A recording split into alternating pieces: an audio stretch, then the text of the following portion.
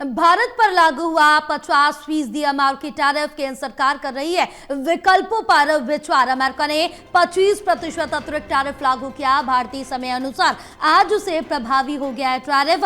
भारत द्वारा रूस से तेल खरीदने के जवाब में यह कदम उठाया गया। भारत सरकार ने इसे अनुचित बताया है। बड़ी जानकारी आप तक पहुंचा रहे हैं, जहां भारत की तरफ से इसे अनुचित बताया गया क्योंकि आज से ये जो टैरिफ था वो लागू हो गया। संपूर्ण भारत पर टैरिफ 50% का अमेरिका की तरफ से लगाया गया। इससे पहले 25% का टैरिफ लगाया गया था। उसके बाद एक बार फिर से जो टैरिफ है वो लगाया गया था 7 अगस्त को, जो कि आज से लागू हो रहा है 25%। यानी कि कुल अगर टैरिफ की बात की जाए तो भारत पर 50% का कुल टैरिफ अमेरिका की तरफ से लगाया गया। केंद्र सरकार इन विकल्पों पर विचार कर रही है और जानकारी लेंगे। हमारे साथ एसोसिएट एडिटर प्रदीप कुमार जुड़े हुए हैं।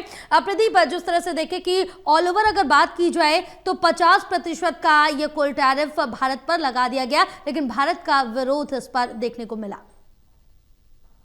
देखिए, जिस तरीके से अमेरिकी राष्ट्रपति डोनाल्ड ट्रंप की ओर से यह ऐलान किया गया था और जो 50% कुल अमेरिकी टैरिफ हो गया है, इसका नोटिफिकेशन कल जारी हुआ। लेकिन इस बीच एक जर्मन अखबार ने यह दावा किया कि इस बीच अमेरिकी राष्ट्रपति ट्रंप की ओर से पीएम मोदी को फोन कॉल की गई थी, लेकिन पीएम मोदी ने फोन कॉल रिसीव नहीं की थी। यह स्पष्ट संकेत था कि अमेरिकी दबाव के आगे भारत झुकेगा नहीं। और मॉस्को में भारतीय राजदूत विनय कुमार का बयान इस बीच आया था कि अपने हितों के मद्देनजर भारत जहां से भी उसको फायदा होगा वहां से तेल की खरीद करेगा।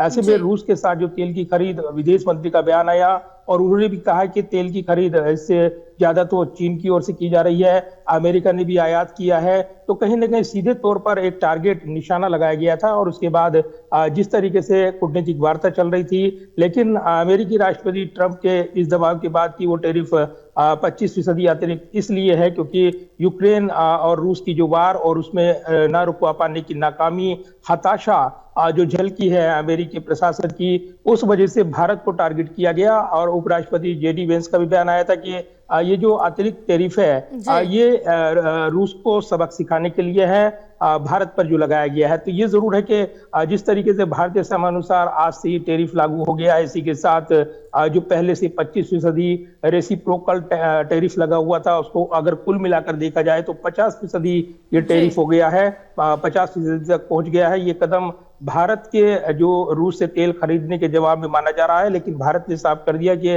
वो अपने हितों से समझौता नहीं करेगा। और इसी दृष्टिकोण के मुताबिक भारत सरकार की ओर से, मोदी सरकार की ओर से आगे की रणनीति बनाई जा रही है, विकल्पों पर विचार किया जा रहा है।